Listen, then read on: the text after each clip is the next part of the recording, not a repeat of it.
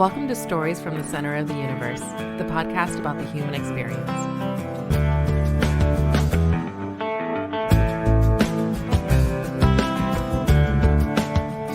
Phil Stinnie, welcome to the Center of the Universe. Really appreciate you joining us tonight. Thanks for having me, guys. I'm sorry it took so long to get it all scheduled, but I appreciate your patience and really thankful that you guys want me to be part of this. No, absolutely, Phil. When Lionel said your name, we're like, oh man, that would be awesome if you could connect us to Phil. Because I, like Kevin, was a freshman in college when you were a senior, and I remember you being the absolute man your senior year. Yeah, I had quite the senior year. I was waiting for that. You go through the trials and tribulations of those first three, and then you feel like it's your turn. So I tried to make the most of it. Well, you definitely did. Absolutely. And we connected you through Lionel, and Lionel said you were like you were a mentor to him, essentially a big brother who was completely cool, showing him the ropes when he first came to campus.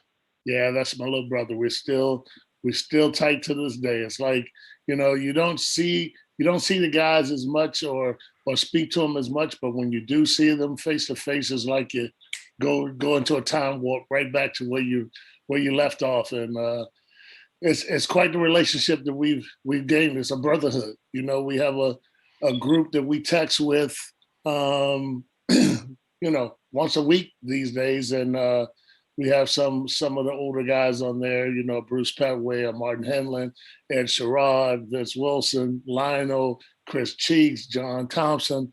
It goes on. And we have about a list. I think we have a group of about 15 on that text. And, we just all That's keep awesome. up, just update each other what's going on with the families and what's going on in our lives, and talk about the world that it is these days, and sports, a lot of sport talk, and Vince got a big week. His daughter goes out to the Olympic trials on Friday. So That's awesome. Yeah. Oh, that is awesome. That's really cool. Hey, so Phil, you grew up in Charlottesville, right? Yep, born and raised. I went away when I came to VCU, and then I went abroad for 12 years. And when we decided to raise our family, we didn't have an option. The grandparents said, "You've been gone long enough. Let's bring them home." And been here ever since. Well, that's cool. So Go ahead, Paul. I have to ask you. You grew up in Charlottesville. Did you get recruited by UVA? I did. Okay. They recruited me. My big four was VCU, Maryland, Georgetown, and George Mason. It was a weird list, but it was, it was all about the coaches that built a relationship with me. And I chose VCU because it was close to home and they had 6 seniors. So I said, if I could, just improve, I will at least get some playing time throughout my career. So how tall were you in high school? 6'5.5", 6'6". I grew maybe an inch and a half while I was in college. Okay. Yeah, because in the video on YouTube, you look like you're 6'8". Yeah. Now I'm in my 50s, so I'm probably back to about 6'5", 6'5.5". I've been over as much. Well, Kevin and I are also in our 50s, and yeah, we know what it's like to go the wrong way. Yeah. So what was it like? Phil, does that? Go ahead, Kevin. I'm sorry. No, Zoom Paul, delays. go right ahead. No, it's sorry. Yeah. Go ahead. So growing up in Charlottesville, what was that like for you? It's just like anywhere else. You Charlottesville. Well, I'm not gonna say it's like anywhere else. Charlottesville is a place that you can make it what you want, and I'm an only child, but I have a big extended family all over the city. So when I was growing up, family was big, and everybody stayed as close as they possibly could.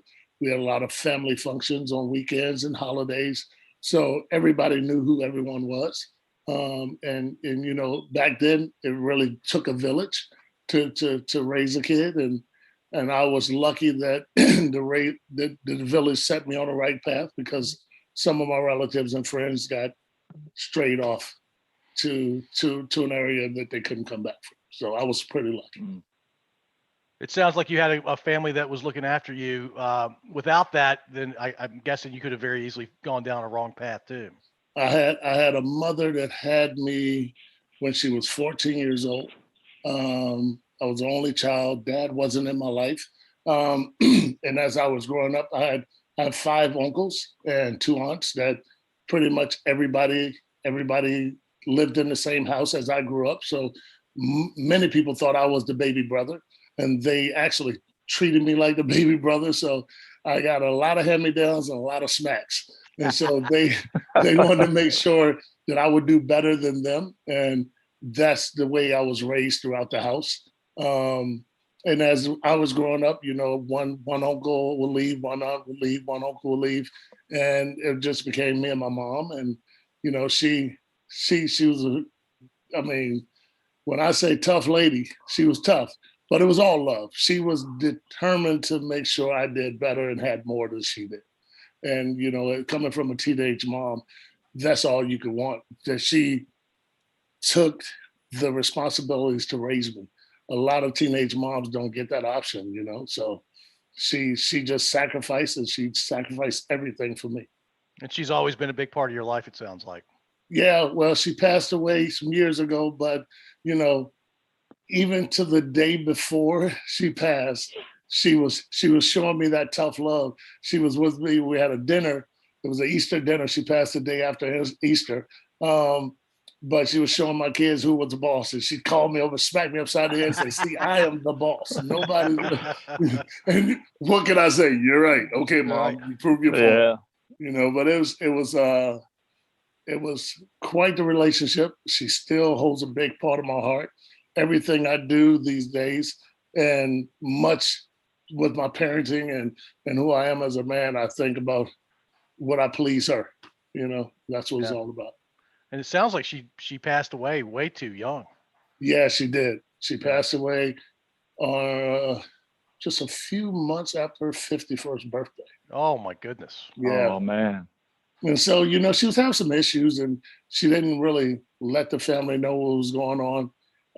But that Easter dinner was big to her. She had to have that Easter dinner. And my wife and I, we talk about it even to this day. She knew she didn't have much longer. And she died. She was a big smoker, and she raised a kid from 14 up. So she had a rough life. And, I wasn't an easy kid, but I wasn't a bad kid. But the responsibilities of a teenage mom and doing everything she could. She was 15. She had a 15-year-old son. I mean, she was 30 years old. She had a 15-year-old son. You know what I mean? Yeah. Think about that. Yeah, so, I was 30 when I got married. I couldn't imagine having a baby, much less a 15-year-old. Exactly. So she was a trooper, and she taught me a lot. So, Phil, what sports did you play growing up? I imagine basketball must have been your favorite, but did you play everything growing up? I didn't play anything. I didn't start playing basketball until I was right before, I guess, about 13 years old. I was just rode a lot of bike, hanging out with my friends, and, trying to be the cool guy. And then I realized I started getting interested in girls, and girls like jocks, so I became a jock. And, and then I broke my kneecap the summer before my 9th grade year, and I grew 6 inches. They changed my cast that summer 4 times. I actually got a spanking because my mom thought I was going outside doing stuff I wasn't supposed to. I had a cast on from my ankle to the top of my thigh in the summertime. Wow. Yeah, and I grew 6 inches. I went from like 5'8" to 6'2". So wait a minute, Phil, you didn't play any other sports besides basketball once you figured out the girls liked jocks? I ran track. Okay. I was a high jumper, and I was a triple jumper, and I ran the 400. All right. Well, we're gonna have to get some stats. Do you remember your stats from those events? I still hold the high jump record in Charlottesville right now. Nice. That's awesome. 6'11". But I weighed like 170 pounds at that point. So believe me, it was a lot easier getting up off the ground. 6'11". You're jumping over Giannis Antetokounmpo. I can't say his name, but the Greek freak. Yeah. I was blessed to have have a little jumping ability in my day. So Was it all natural, or did you work really hard at it, or a combination of the two? nah, it was all natural. I didn't really know how to lift weights or do anything like that until I got to VCU. Yeah. Wow. Wow. That's crazy, man. Crazy. Yeah, That is. So when you were in high school, you were the big man on campus? I wasn't. I wasn't. I was. It was much like college. I had to wait my turn. I had some guys. I actually got cut from ninth grade, and you could do eighth grade ball and go trial for ninth grade. I got cut from that team because I was trying to be too cool, trying to be a bad guy. And then ninth grade, I got put on JV, and from that point on, for my sophomore year, I was put on varsity, but I didn't become a starter on varsity until my junior year. Okay, right on. But you became pretty well known. Obviously, you had some colleges talking to you by the time you were in your senior season, or were they talking to you before your senior season? No, not until I never went to any. I never did AAU or any type. Only camp I went to, and I only went to one camp, and that was UVA camp. My coach, who was my mentor, who is still close to me now, Kenny Leatherwood. He made phone calls and talked, and just put me out there, and when people found out I was a 6'7", 6'8" athletic jumping beam, started getting a lot of interest. Mm-hmm. People started coming, seeing me, and I was pretty aggressive. Couldn't shoot, but I could get to the basket at a quick step. Was a good athlete, could guard, 2 or 3 people, and that's what got the buzz back then. Well, it's a good thing he was making those phone calls. Without it, who knows? You maybe never go to VCU. Exactly. The funny thing was when VCU heard about me, Tubby Smith came to recruit me. He came to one game, and then he didn't come back. And the next time I saw anybody from VCU was JD Barnett. JD started recruiting me himself, and he just, JD back then, everything was cool. He had his shades on. I don't care if he was inside. If he didn't have a cigar lit, he was about ready to light it up. The guy followed me on every track meet. It was funny because I told everybody, I was like, JD was coming in my track meets and everything. And they was like, what? JD, what? He must really wanted you. That's what everybody kept saying, because he took over the recruiting. It was pretty cool.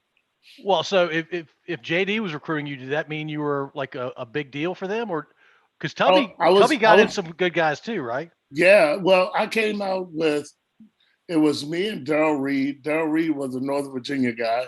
But he got more playing time my freshman year, but I think I was considered the bigger recruit. I guess because it was a Virginia recruit as well. Everybody knew how badly Maryland wanted me. It was like the day that I was going to sign with VCU, Lefty Driesell was trying to come to the house because he didn't want me to sign. He had one more pitch. So it was like a big deal between those two schools. You could have played with Lynn Bias, man. Not to take anything away from Calvin Duncan, Rolando Lamb, and those guys, but you would have been on the same team with Lynn, right? Yeah. Whoo. Wow. I know. Wow. And Terry Long, who was a Richmond guy. Yeah, he was. Hermitage High. Hermitage High. That's right. Yeah. Yep. When I visited, Lynn Bias took me out. So was awesome. Did VCU just come down to it was closer to Charlottesville? Yeah, and it felt like home. When I got there, when on my visit, and if you ever have any time with Mike Brown, he's gonna make you feel like you're the top of the world.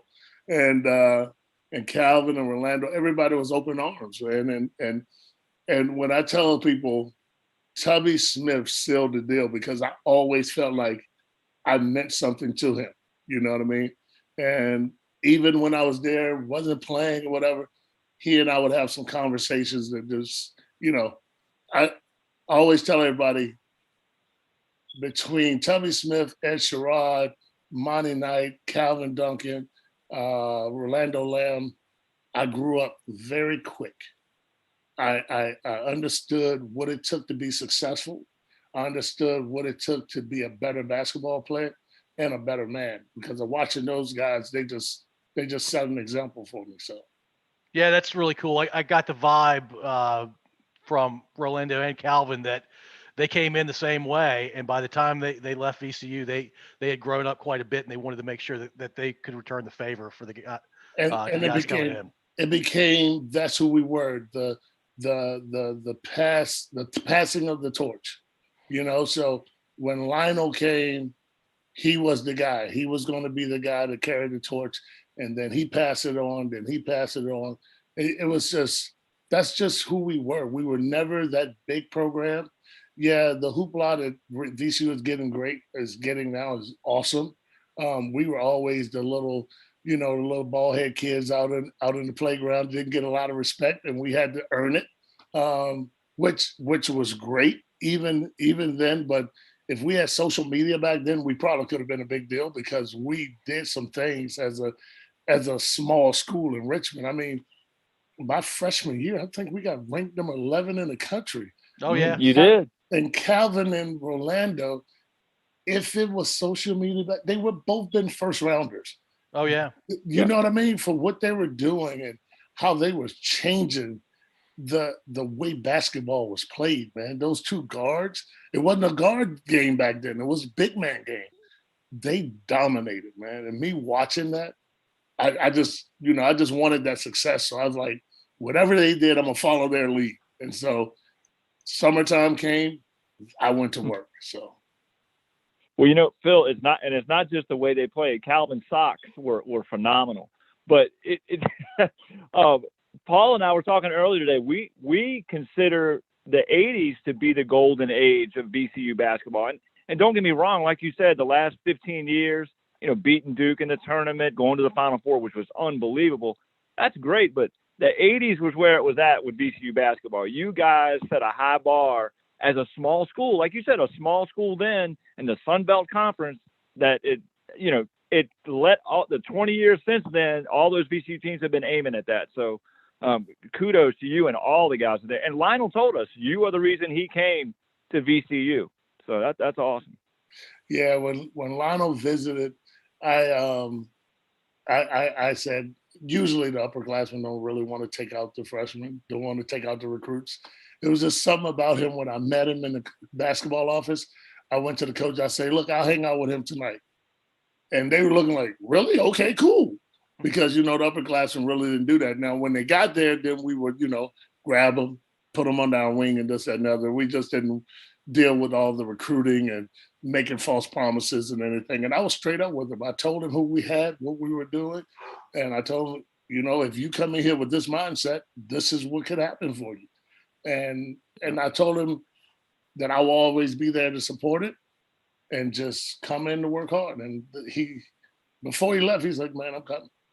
He said, say no, I am coming. I was like, cool. So you're the reason we got to know Lionel, because Lionel basically lives in Virginia because of you.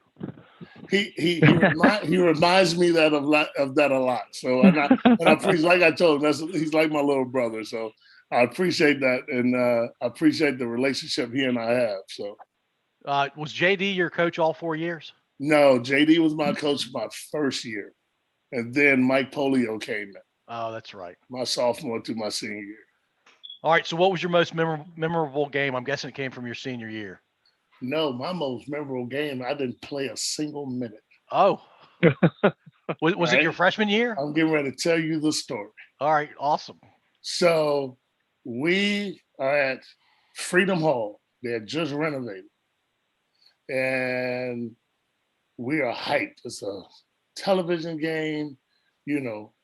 They are who they are, Louisville. We're little VCU. And I'm watching. I'm like, whew, this is going to be a barn burner. I hope I don't get in this game. It was one of those, right? So I'm hyping. I was like, man, I got to make sure I do enough so I can maybe get in the shower at the end of the game because I know we're going to beat these guys. So I'm out there and I'm dunking and everybody, I'm putting the crowd oohing and on because I'm down there dunking. Then Louisville started dunking. Then the rest of the boys on our team started dunking. So make a long story short, we go on and this back and forth. And at the end of the game, we ran out of gas. And the powerhouse of Louisville just beat us. So we get into the locker room, and everybody sitting around, heads down, knew that we should have won. We had the game. And JD comes in and he started going off. I mean, he is losing it on me. I mean, when I say he's losing it on me, he's going in on me. And I look around and I was like, okay, I might get in trouble. But I said, Coach, hold on, Coach. I don't know if you know or you figured out. I didn't play a minute, Coach. He said, oh, you think I'm stupid? I know you didn't play a minute. And he started going in and out. He's like, the reason we lost is because you were doing all that damn dunking, and then everybody else started dunking, and we didn't have legs at the end of the game because of you. Wow. I was like, wow. so you gonna tell me as an 18-year-old that I made grown-ass men start dunking because I was dunking? Right. Well, and they didn't lose their legs from that. I know, but that's who JD was. It was the mind games, Yeah. right?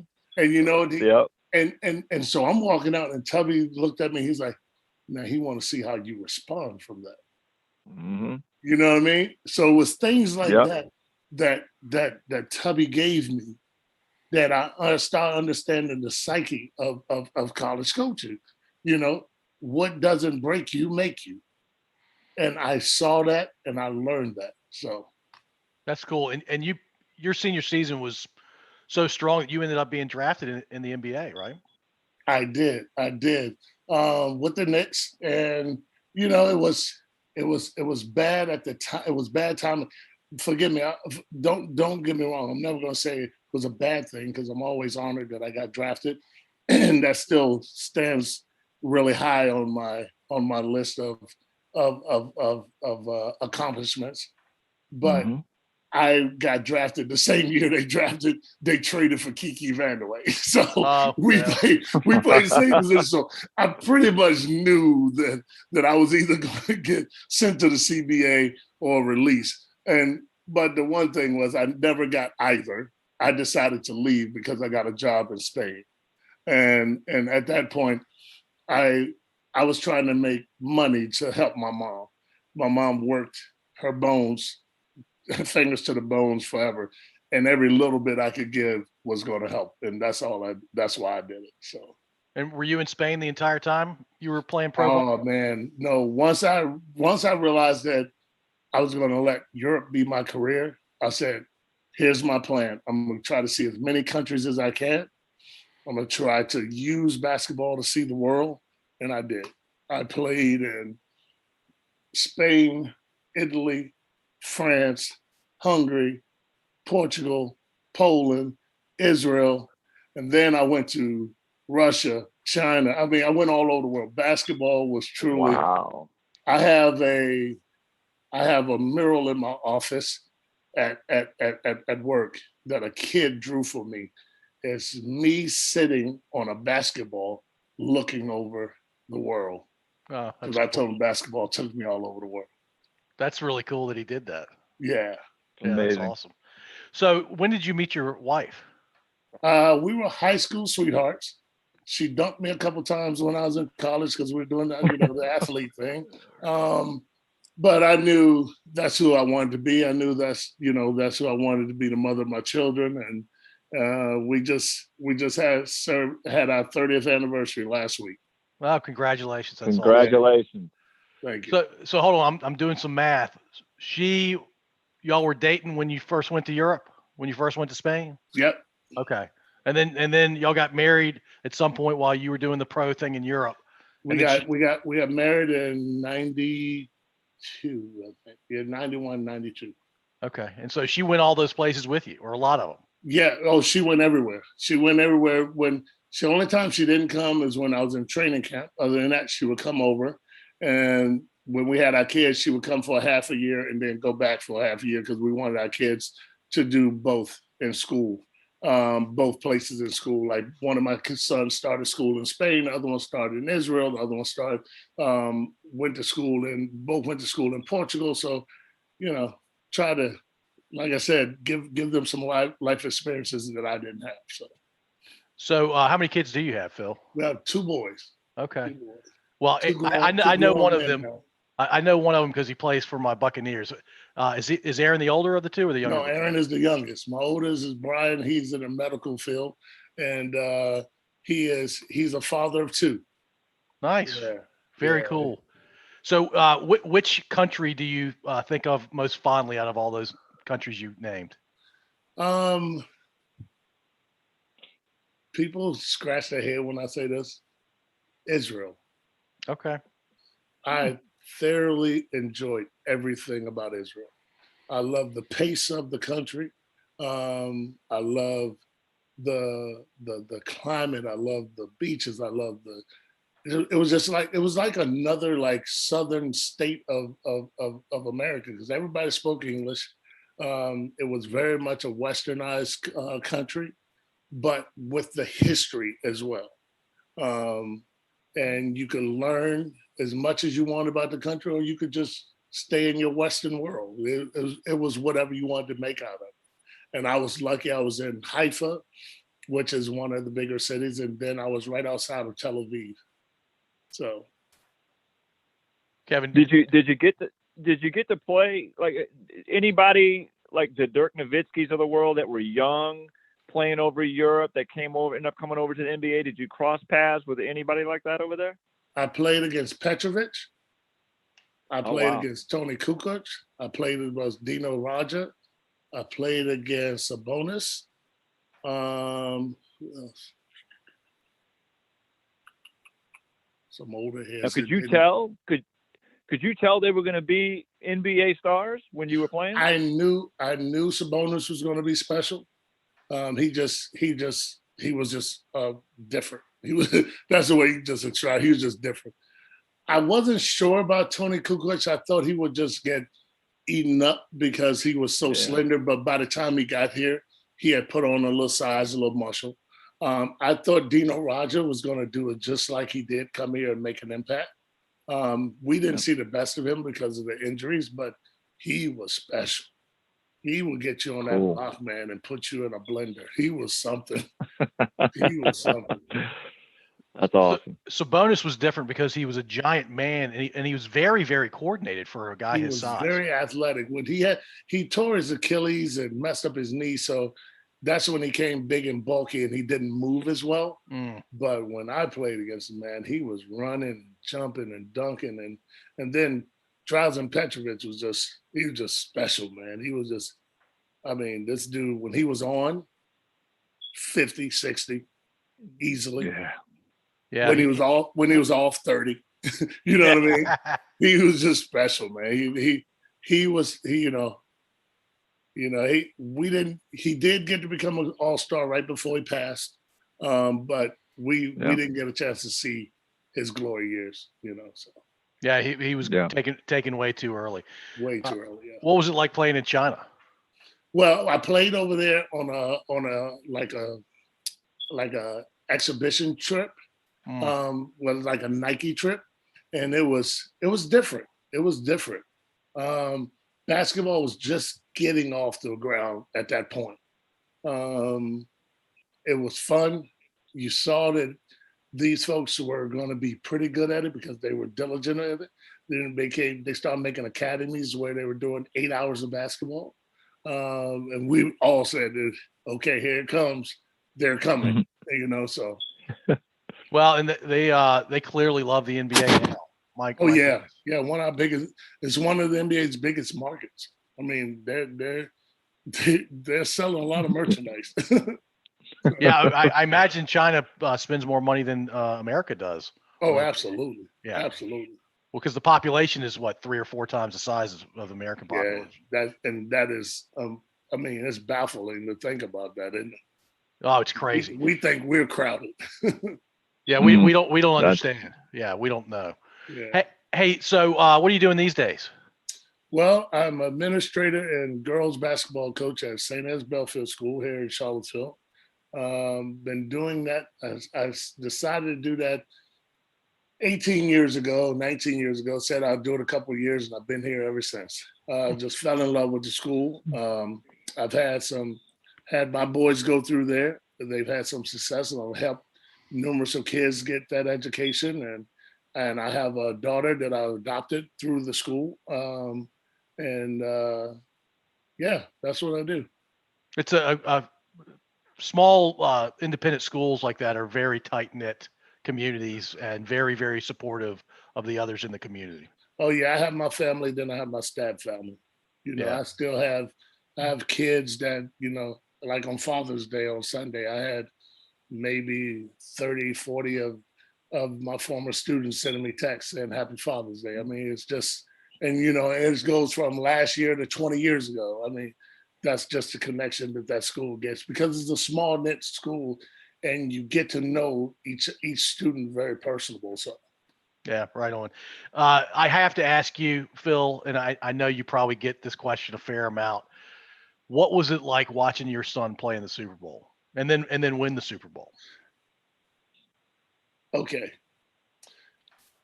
Much like you two, we're a Super Bowl Sunday family. When it comes on, I assume that you guys are, because most of America, that's your day of celebration, right? And you've been doing it ever since you were a little kid, right? And so we were sitting there thinking,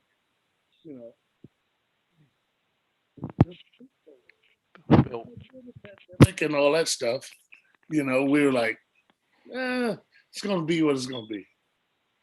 But then the hoopla starts, man. And you see that number 64 with your last name on the back of the jersey. And you're like, awesome. Holy crap. That's our baby. In the biggest game in America. The biggest game in the world. Yeah, you know what I mean? Dude, I told everybody, I didn't stop floating until like March. You know what I mean? My feet finally hit the ground in March. Oh, man. It was especially because of his plight to that position. He went from undrafted to making a team to getting released to getting picked up by the Bucks. Felt comfortable, didn't even dress most of the time, but he was always on the 53. They showed him that they cared, that they believed in him. And then to throw him in there in playoffs, man. Yeah, his first start was in the first round of the playoffs, right? First round of the playoffs, man. That's crazy. It is insane. He went from, who was it? I think my son broke it down. He went from Cam Jordan, who lined up right in front of him, to, I forget the guy. Was it Chase Young? I forget, well, whatever. And to end up with Jones, who is the highest paid D tackle in the league, who's a beast, and he just stayed in front of him. Tom never got touched. No, your son, I watch him because he's from Virginia, and he went to JMU, right? He wasn't a huge recruit, undrafted, as you said, and I'm like, I hope he kills it. I hope he absolutely nails it, and he did. He did. He said, but before he started that, in that first game, he said the GM walked up to him and he said, "This is what legends are made of." Oh. And he called me. He's like, "Dad, it didn't register what he was saying to me until I got home that night, tonight." And then he called me, and I was like, "Yeah, dude, this could literally make or break your career." Yeah. Yep. And as long as he stays healthy, it's made his career, right? As long as he stays healthy, he may have just solidified himself a nice tenure in the NFL, because everybody knows that you can count on him during the crunch time. So how much he got cut by the Titans? Here's the funny thing about the cut from the Titans. When they released him on Friday, they had every intentions of re-signing him on Monday, because a wide receiver went down and they thought that they could waive him and pick up one of the wide receivers on the practice squad, because they were thinking if they put him on the practice squad, anybody could grab him. If they waived him, it would take a while for it to get across the line that he was available. But I guess people were watching, and it was, when he went on the wave line, he had a lot of conversations, and the Bucks scooped him up. I love my Bucks. I'm glad they did that, man. That's so how much time passed from him being cut to him starting in that playoff game?